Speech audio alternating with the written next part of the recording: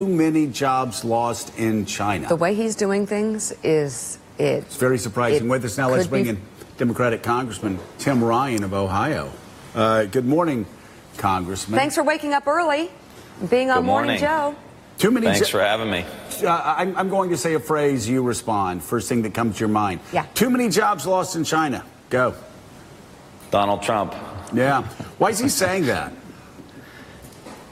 You know, it's hard to tell with this administration. It's fly by the seat of your pants. My biggest concern with this particular issue and what's been happening since he got in, China is our #1 competitor, and we have absolutely no strategy on how we're going to deal with it. China has a 10-year plan, a 30-year plan, a 50-year plan, a 100-year plan, and the Trump administration is caught in a 24-hour news cycle with no strategy for how the United States can compete against them. Heidi is with us and has a question for you now. Heidi. Congressman, this tweet is just so bizarre. Too many jobs lost in China. This from a president who campaigned on China is raping us. Not my words, his words.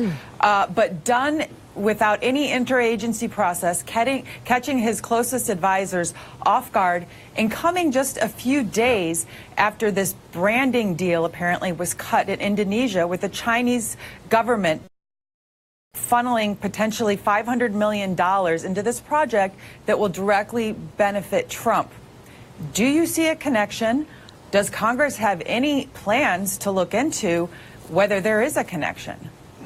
I think it's awfully suspicious, and it's happening time and time again, where President Trump is trying to represent or posing to represent the interests of the United States, but there's always some kind of business dealing going on, whether it's his son-in-law in the White House cutting deals, and the next day he gets big loans, or what we're talking about here. But it shows the scope of what China is trying to do, their One Belt, One Road initiative, where they're really trying to move into Europe. They're trying to extend their influence in the region, and President Trump is profiting off of this, and then he violates the advice of all of the national security people. He's talking about creating jobs in China, and as I said in one of my tweets, you know, we've lost 2,700 auto worker jobs just outside of Youngstown, Ohio, since he's been in office, and we can't get any attention. There's no industrial policy in the United States. There's no talk of helping the middle class. And here's the other piece when you're talking about China.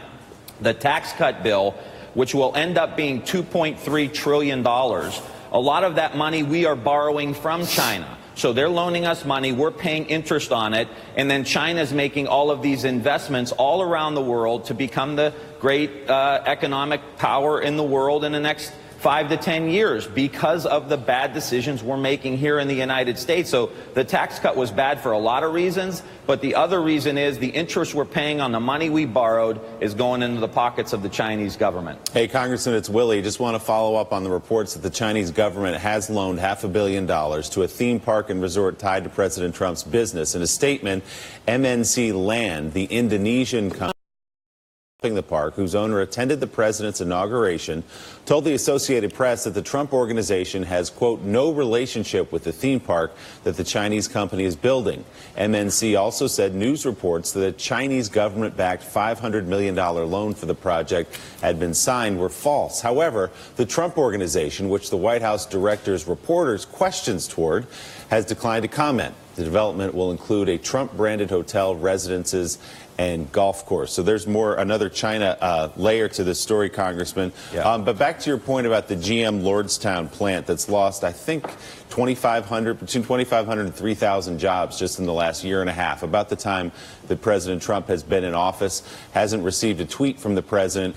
But the people who voted in your district, even Democrats who voted for Donald Trump on the promise that he would make America great again and bring those auto jobs back and keep those assembly plants open and thriving, how are they feeling now 16 months into the Trump presidency? Do they feel in any way like he's forgotten them, or are they happy with what he's done so far?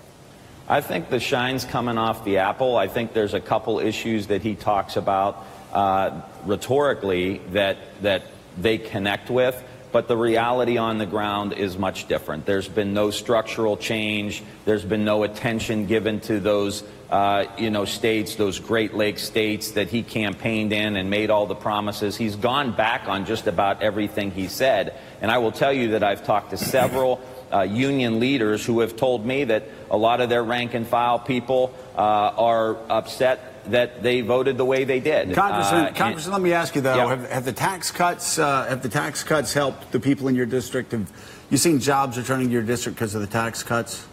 No, not at all. I mean, we haven't seen any real huge economic growth or any real economic growth. I mean, the issue for our people now are wages. It's those people caught between poverty and the middle class. 66% of Americans are making less than $40,000 a year. A lot of those people are in my congressional district, and Trump's plan on all of these issues, including the tax cuts, went primarily to the top 5 or 10% of the people in the country. And look, we needed tax reform, but we need bigger tax cuts for middle class and less for people in the top brackets where they've been accumulating all the wealth. Right. This trickle-down economics, we've tried 3 separate times. It's not working, and it's time that we get back on track, that we got to reinvest back into the country, reinvest back in our people. We do have to streamline government and tighten things up. Government does waste money, and we have a responsibility to try to fix that.